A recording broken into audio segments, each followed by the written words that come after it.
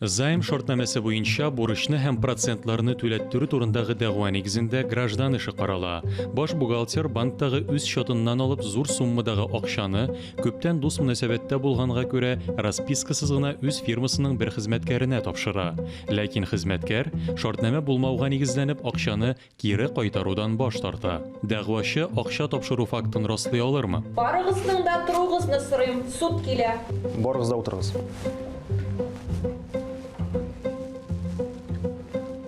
Гражданка Мөхәммәтова Гөлшат Фаиз кызының Сафин Рауль Ришат улына карата заем шартнамасы буенча бурычны һәм процентларны түләттерү турындагы дәгъва нигезендә граждан эше карала.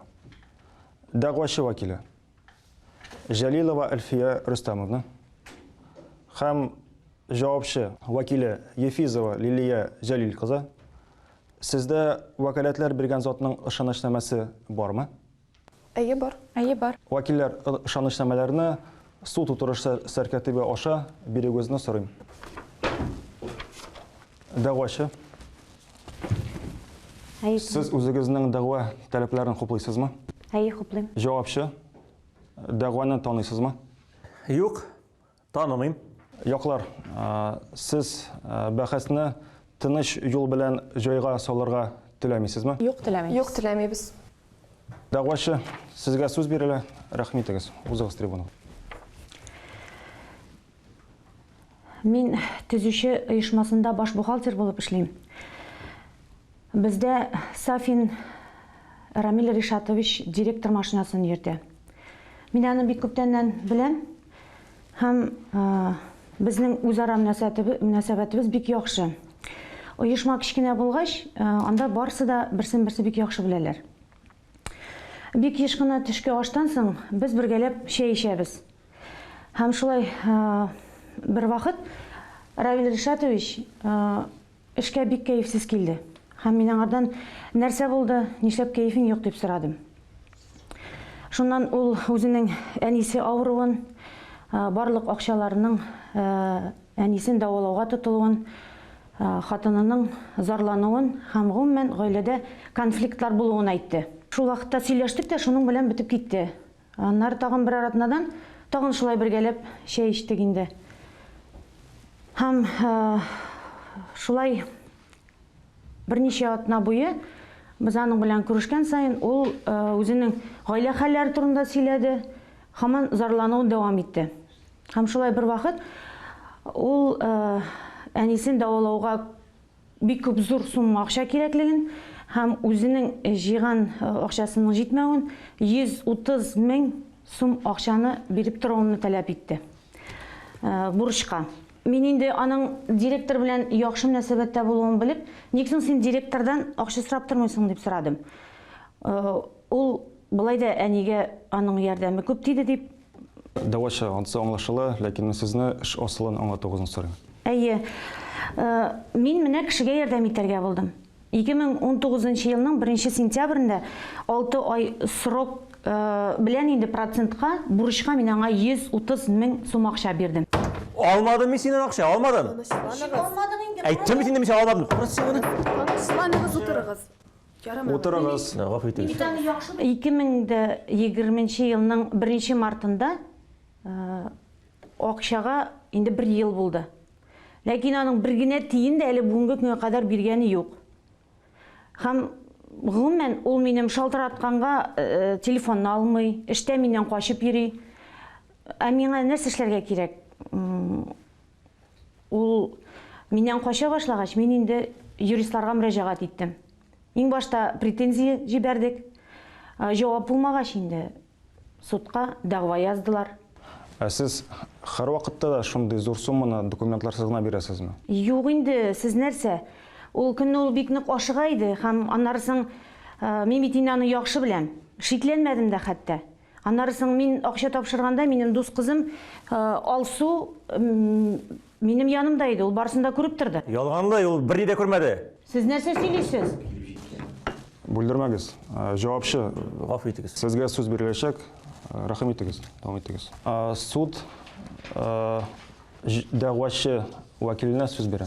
Хөрмәтле суд, Біз таләпләребезне законлы һәм нигезле дип саныйбыз. Ышаныч белдерүчем чыннан да гражданин Сафинга 6 айдан соң 137,800 сум күләмдә акчаны һәм процентларны кире кайтарып алу турында телдән килешү нигезендә 130,000 сум акча тапшырган. Әлеге фактны раслау өчен дәгъвачы җавапчы белән аралашкан вакытта яздырылган һәм эш материалларына теркәлгән аудио язма бар. Акча тапшырылган көннән соң инде 1 ел вакыт узса да, бүгенге көндә акчада процентларда дәгъвачыга кире кайтарылмаган. Демәк, сезнең аудио язмагыз бар? Әйе. Нәрсә турында бу язма? Дәгъвачы белән җавапчы арасында телефоннан сөйләшүнең аудио язмасы. Дәгъвачы үз телефонына яздырган. Мин аңа эш буенча шалтыраткан идем. Шунда яздырып алгандыр мөгаен. Җавапчы, сезгә сүз биреләчәк. Кабат сезгә кисәтү ясыйм, зинһар утырыгыз. Аф итегез. Дәвам итегез, рәхмәт итегез. Минем әлегә бетте. Рәхмәт, утырыгыз. Җавапчы, сезгә сүз бирелә. Хөрмәтле суд, мин Мөхәммәтова Гөлшат Фаизовна белән бер оешмада машина йөртүче булып эшлим. Әйе, без аның белән берничә тапкыр чәй эчтек. Минем әнием авырый. Бәлки мин бу вакытта әйткәнмендер дә инде. Тик бу турыда зарланып, давалану акча сорау мондый хәл булмады. Сез нәрсә, Равил Ришатович? Сез бит үзегез миннән сорадыгыз. Карагыз әле. Мин монда нәрсәнең дә булса алай түгел дигән сизгән идем инде. Ул һаман мине тирәмдә әйләнә. Игътибар иттерәсе килгәндерме? Минем аның белән такылдыра вакытым юк. Эшләргә кирәк. Үпкәләгәндер күрәсең. Шуңа судка бирәгә булгандыр. Равил Ришатович, сез нәрсә сөйлисез? Мин сезгә ярдәм итәргә тырыштым. Ә сез Дәгъвачы, үзегезне кулда тотыгыз. Мин Гөлшат Фаизовнадан акча алмадым. Телефоннан сөйләшүне мин кире какмыйм, без бит коллегалар. Аның Шахид Гарипова күрсәтмәләренә таянуы апачык, алар бит дуслар. Алдагы сорауларга минем вәкилем җавап бирәчәк. Рәхмәт, утырыгыз. Җавапчы вәкиле, рәхим итегез. Хөрмәтле суд, мин дәгъвачы дәлил итеп китергән хокук мөнәсәбәтләренең булмавын әйтүдән башларга теләр идем. Судка тиешенчә рәсмиләштергән займ шартнамәсе яки расписка тапшырылмаган. Ышаныч белдерүчем дәгъвачы белән бернинди процентлар турында да алдан килешмәгән. Россия Федерациясы Граждан кодексының 161 статьясы нигезендә гражданнарның 10,000 сумнан артып киткән үзара арыш бирешләре гади язма рәвештә башкарылырга тиеш. Һәм дә Россия Федерация Граждан кодексының 162 статьясы нигезендә алыш биреш гамәлләренең гади язма рәвешен үтәмәү якларны бәхәс килеп чыккан очракта алыш биреш гамәлләренең һәм аларның шартларын раслау өчен шаһитлар күрсәтмәләре китерү хукукыннан мәхрүм итә. Шуңа күрә бу очракта шаһитлар күрсәтмәләре рөхсәт ителгән дәлил булып саналмыйлар безнеңчә. Дәгъвачы вәкиле, сезнең бу сорау буенча нинди позициягыз? Хөрмәтле суд, без каршылыгыбызны белдерәбез. Россия Федерациясы Граждан кодексының 807 статьясы нигезендә займ шартнамәсендә займ тапшыручы булып граждан торса, шартнамә займ суммасын яки башка предметны займ алучыга яки ул күрсәткән затка тапшырган мизгелдән төзелгән дип санала. Бу акча тапшырган мизгелдән төзелгән дип саналучы реаль шартнамә.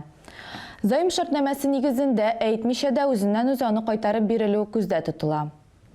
Аудио һәм видео язма Россия Федерациясы Граждан процессуаль кодексында мөстәкыйль испатлау чараларына кертеп карала. Дәгъвачы акча тапшыруын һәм җавапчы белән хукукый мөнәсәбәткә керүен нигезләгәндә җавапчының акчаны бурычка алуны кире какмау аңлашылган әңгәмәнең аудио язмасына таянырга хокуклы. Дәгъвачы тарафыннан судка язма кайчан, кем тарафыннан һәм нинди шартларда алынуы турында мәгълүмат бирелде. Ә җавапчы үзе язманың дөрестлегенә шикаят белдерми, дәгъвачы белән телефоннан сөйләшүләрен кире какмый. Тәҗрибә күрсәткәнчә, кайчакта мондый аудио язма үзенең дөрестлегенне раслау өчен бердән-бер мөмкинлек булып тора. Ышанычлы мөнәсәбәтләрдә торучы затлар, туганнар, дуслар, еш кына икенче якның намуслы булуына ышанып, документларны рәсмиләштермиләр. Бу очракта да әлеге аудио язма дәгъвачының дөрестлеген испатлау өчен бердән-бер мөмкинлек булып тора. Мин бу очракта гражданин Сафинның хукуклары бозылуын күрмим. Яздырылган сөйләшү шәхси интим серләргә кагылмый. Аякларның ачык судта тикшерү предметы булган мөлкәт белән бәйле хукукый мөнәсәбәтләренә кагыла. Хөрмәтле суд, без дәгъва гаризасын канәгатьләндерүне сорыйбыз. Нәрсә алай ярыймы дисең, гафу итегез. Соң сөйләшүне бит яздырга ярамый. Кулда тотыгыз, Ушыгыз син, утырыгыз. Миңа утырып килгән атаган өчен. Так, җавапчы вәкил, рәхмәт итегез. Без риза түгел, протест белдерәбез. Россия Федерация Конституциясының 23 статьясы нигезендә һәркем хат язышу, телефоннан аша сөйләшү, почта, телеграф һәм башка төрле хәбәрләшүләр яшеренлегенә хокуклы. Шуңа күрә бер якның ризалыгыннан һәм аудиоязма үткәрү турында нинди дә булса алдан хәбәр итүдән башка законны бозып ясалган аудиоязма юридик көчкә ия булмый һәм суд карарына нигез була алмый. Ул вакытта хөрмәтле судья, әйдәгез Алсу Фәритовнадан сорау алыйк. Гөлшат Фәйзовна, без Алсуфәртнен сорау турында сорый алмыйбыз. Ул бит акча биргәндә шаһит булган кеше. Димәк, шаһитне чакырмакчы буласыз. Әйе. Россия Федерациясының утырыгыз. Россия Федерациясының Граждан кодексының 162 статьясының 1 пункты нигезендә суд шаһиттан сорау алу үтенешнамәсен канәгатьләндерми. Яклар, сезнең башка гаризалар, үтенешнамәләр бармы? Әйе бар, хөрмәтле суд. Ышаныч белдерүчем һәм җавапчы арасында булган сөйләшүнең аудиоязмасын һәм аудиоязманың текст рәвешендә кәгазьгә күчермәсен эш буенча дәлил буларак эш материалларына теркәвегезне сорыйм. Җавапчы, сезнең фикерегез? Мин законны бозу юлы белән алынган аудиоязманы теркәүгә каршы киләм. Суд әлеге аудиоязманы һәм сезнең кәгазь күчермәләре бар. Әйе. Һәм кәгазь күчермәләрен эш материалларына терки. Суд утырыш сәркәти башы видеогызны сорыйм.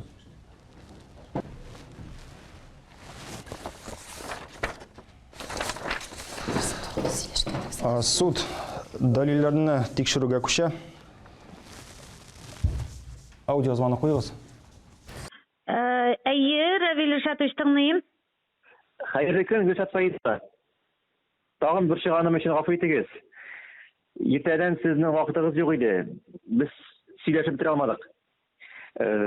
Миңа сездән бурычка акча сорарга да бик уңайсыз инде, ләкин авыр хәлгә калуым әниемнең каты авыруы сәбәпле сорамыйча да булмый. 130 мең сумның шактый зур акча булуын аңлыйм. Сез мине беләсез, мин сезгә барысын да процентлары белән кайтарам. Әйе, билгеле, Равил Ришатович, бөтен кеше дә авырып китәргә мөмкин.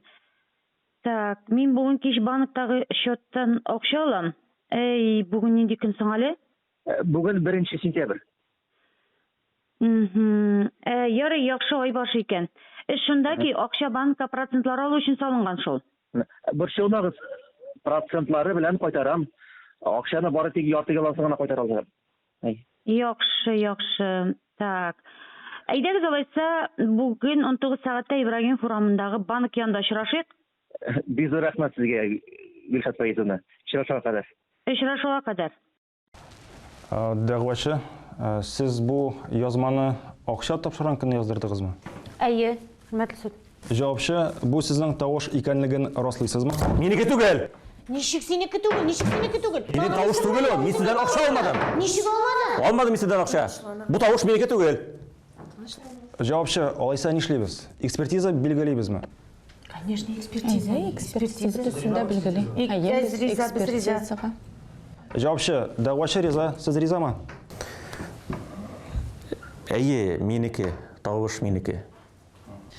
Бу бәлки минем ышаныч белдерүчемнең тавышы дадыр, ләкин моны дәлил буларак карарга ярамый. Аңлашылды. Яклар, сезнең өстәмә аңлатмалар бармы? Юк, хөрмәтле суд. Хөрмәтле суд, бу ышаныч белдерүчемнең тавышы булуы да мөмкин, ләкин моны дәлил буларак карарга ярамый. Яклар, өстәмә аңлатмаларыгыз бармы? Юк, хөрмәтле суд. Юк, хөрмәтле суд. Шуның белән эшне асылы буенча карау тамамланды. Судта фикер алышуга күчә. Дәгъвачы. Таләпләребезне хуплыйбыз. Таләпләрне канәгатьләндерүгә каршы киләбез. Ышаныч белдерүчем бурычка акча алмаган. Суд карар кабул итү өчен киңәшмә бүлмәсенә китә.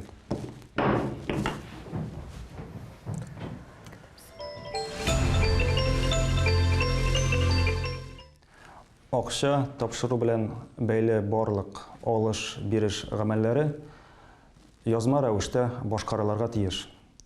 Яки бүген кабул ителгәнчә банк аша акчаны күчерергә мөмкин. Без бу ситуациядә күргәнчә, гади язма рәвешен үтәмәү бәхәс килеп чыккан очракта якларны шаһитлар күрсәтмәләреннән таяну хокукыннан мәхрүм итә. Дәгъвачының яклар арасындагы килеп чыккан ситуацияны телефонга яздырып алуы яхшы булган. Тәмәгә караган мәгълүматны телефонга яздыру тыелмаган. Һәм инде әйтергә кирәк, суд статистиканы игътибар итсәк, 2019 елның барлык каралган эшләр саны буенча заем шартнамәсеннән һәм кредит шартнамәләреннән килеп чыккан бәхәсләр икенче урында тора. Ягъни бу бик нечкәлеккә һәм ул бу мәсьәләгә җаваплырак килүне таләп итә.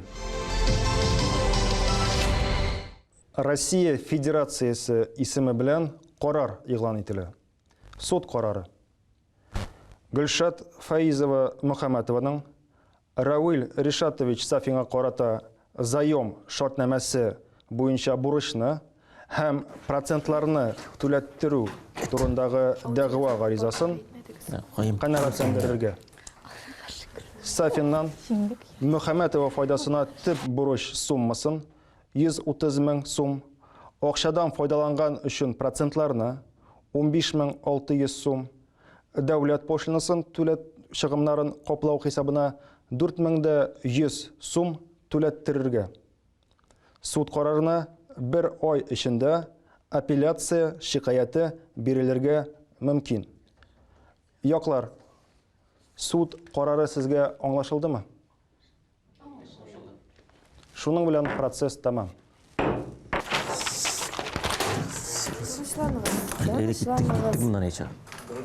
Әйдә. Тагын килеп җиткән.